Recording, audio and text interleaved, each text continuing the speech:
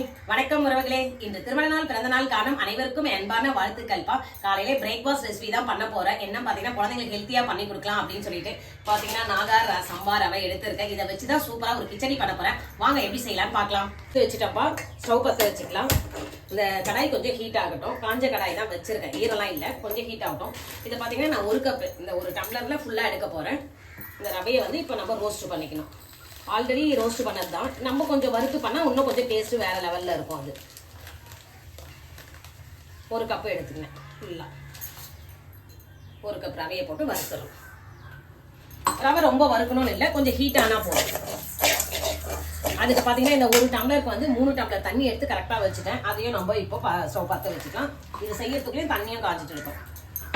நம்ம போட்ட சம்பார் ரவை நல்லா சூடாயிடுச்சு பாருங்களேன். நல்லா உதிரி உதிரியாக வந்துருச்சு. இந்த நேரத்தில் நம்ம தட்டில் மாற்றிக்கலாம்.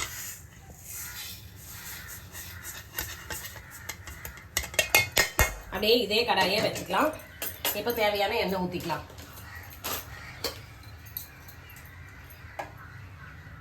எண்ணெய் கொஞ்சம் காயட்டும்.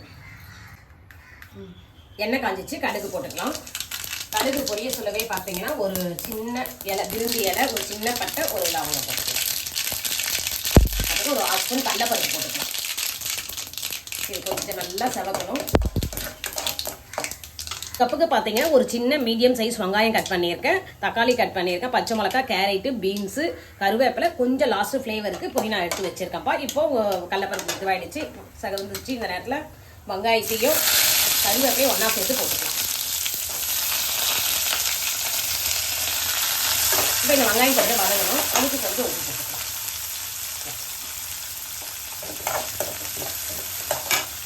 வெங்காயம் கொஞ்சம் வதங்கிச்சு. அந்த நேரத்தில் இஞ்சி பூண்டு பேஸ்ட் போட்டுக்கலாம். இதை போட்டு ஒரு கலரி எல்லாம் வெங்காயத்தோட மிக்ஸ் ஆகணும். மிக்ஸ் ஆன உடனே நம்ம தக்காளியும் ஆட் பண்ணிக்கலாம்.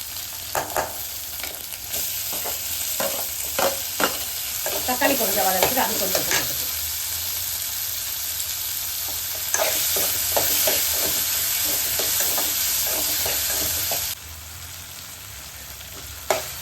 போட்ட தக்காளி நல்லா வதங்கிச்சுப்பா. இந்த நேரத்தில் நம்ம பச்சை மிளகாய் போட்டுக்கலாம். அப்படியே நம்ம கேரட், பீன்ஸ் கட் பண்ணி வச்சுருக்கோம், அதையும் போட்டுக்கலாம். இது ஒரு 5 நிமிஷம் வதங்கினா போதும்.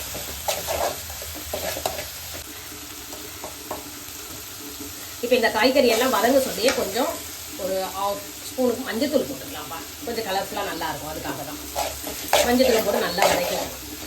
இது கொஞ்சம் வதங்கினோடனே இந்த தண்ணி கொதிச்சுட்டு இருக்கு, அதை எடுத்து ஊற்றி கொதிக்க விடணும். நம்ம போட்ட எல்லா காய்கறிகளும் நல்லா வதங்கிடுச்சுப்பா. இந்த நேரத்தில் நம்ம 3 டம்ளர் தண்ணி கொதிக்க வச்சுருக்கோம் இல்லைங்களா, அதை எடுத்து ஆட் பண்ணிக்கலாம்.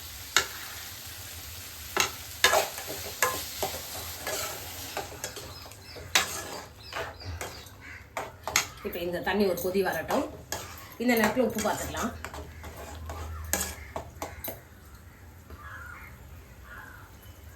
கொஞ்சம் உப்பு ஆட் பண்ணிக்கலாம். நம்ம காரத்துக்கு பார்த்தீங்கன்னா இந்த பச்சை மிளகாய் மட்டும்தான்ப்பா. உங்களுக்கு இன்னும் காரம் வேணும்னா இன்னும் ஒரு பச்சை மிளகாய் எக்ஸ்ட்ரா சேர்த்துக்கலாம். இது கொதி வருது. இந்த நேரத்தில் நம்ம ரவையை கொட்டிக்கலாம். அப்படியே மெதுவாக அப்படி கொட்ட சொல்லி இப்படி கலரி விட்டுட்டே பண்ணுங்க. கட்டியாலாம் எதுவுமே ஆகாது.